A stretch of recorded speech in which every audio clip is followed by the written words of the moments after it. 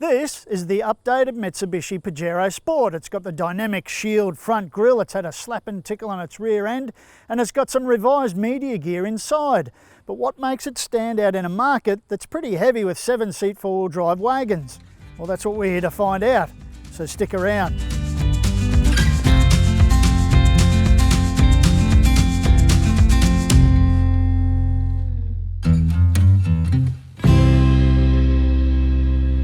For even more details, read my full yarn on carsguide.com.au, and if you're watching this video on YouTube, hit like, share it with your mates, and make sure you hit subscribe to stay up to date with all of our reviews. The GLS is the mid-spec Pajero Sport in a 3-variant range. It has a 2.4 litre 4-cylinder turbo diesel engine, an 8-speed automatic transmission, a 4-wheel drive system with high and low range, selectable off-road modes, and a centre and rear diff lock. It also has AEB as well as Apple CarPlay and Android Auto. Its exterior colour is Terra Rosa, and that costs $740. The Pajero Sport is 4,825mm long with a 2,800mm wheelbase. It is 1,815mm wide, 1,835mm high, and it weighs 2,105 kilograms.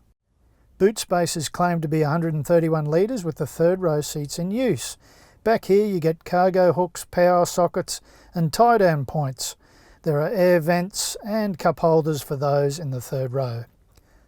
Fold the third row out of the way and cargo space increases to 502 litres, and these seats fold down almost entirely out of the way. The second row seats have top tether points as well as isofix points, and they also have a fold-down armrest with cup holders and USB charge points and a power socket in the back of the centre console. It's very comfortable. I'm sitting behind my driving position and there's plenty of head and leg room. Off-roaded is very capable and it has a chance to excel in low range four-wheel driving. That Super Select four-wheel drive system, Super Select 2, excuse me, is really quite effective. We're going to take a short sharp hill now. It's fairly steep, but it just shows how effective this system is. When you're in low range in the Pajero Sport, you've got the centre diff locked, and that's going to give you all of that terrain grabbing torque that you need, that traction to get up and over.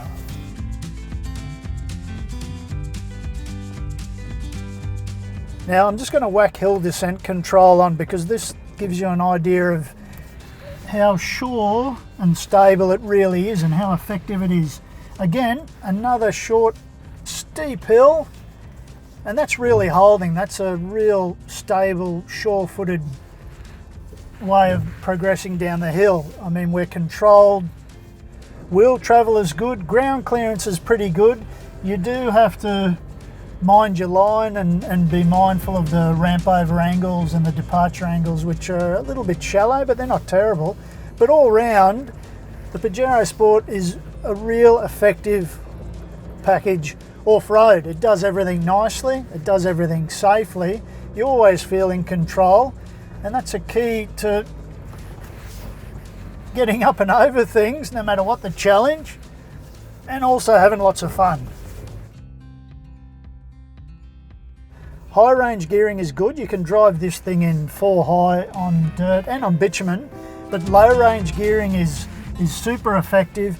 But you can also call on that centre diff lock when you're in low range, and you can also use the rear diff lock if you really need to grab that dirt, if you really need the traction to keep you moving. Whoa! It's that little shelf right at the top that I just can't clear. That rock really is slippery.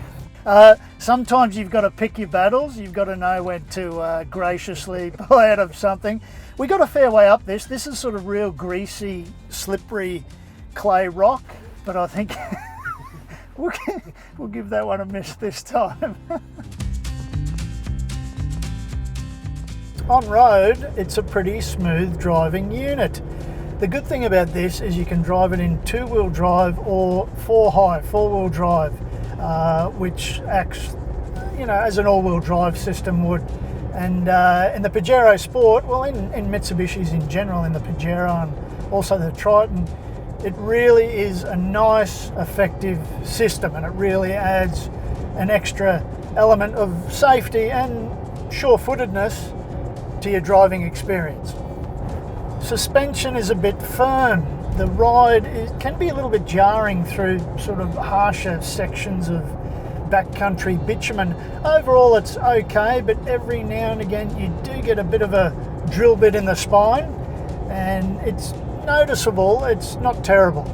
Steering is light and precise, and that sort of fits with the Pajero Sport because it's quite a light and nimble vehicle. For a large four-wheel drive wagon, it really is quite manoeuvrable, and it feels it as well. And the Pajero Sport really does have a well-appointed interior. Fit and finish is great, build quality feels really solid. It's never quite as refined as something like the Ford Everest, but it's pretty damn close. The Pajero Sport has a 5-star ANCAP safety rating based on testing in October 2015. Fuel consumption is a claimed 8 litres per 100 kilometres on a combined cycle. It was showing 10.2 on our dash, and that was pretty close because our actual fuel consumption figure on test was 10.1 litres per 100 kilometres. The Pajero Sport has a 68 litre fuel tank. Payload is 670 kilograms, unbrake towing capacity is 750, and brake towing capacity is 3,100 kilograms. Mitsubishi's 7-year 150,000 kilometre warranty applies to the Pajero Sport range, but keep in mind that the current end date for that offer is March 31, 2020. The Mitsubishi Pajero Sport is a well-made, well-priced, family-friendly wagon. It drives nicely on and off-road, it's fully functional, it's great value for money. But is it the best thing in this realm? Well, no, but it's certainly one of the best priced and most feature-packed vehicles on offer, and I reckon the GLS is the pick of the bunch. What do you think?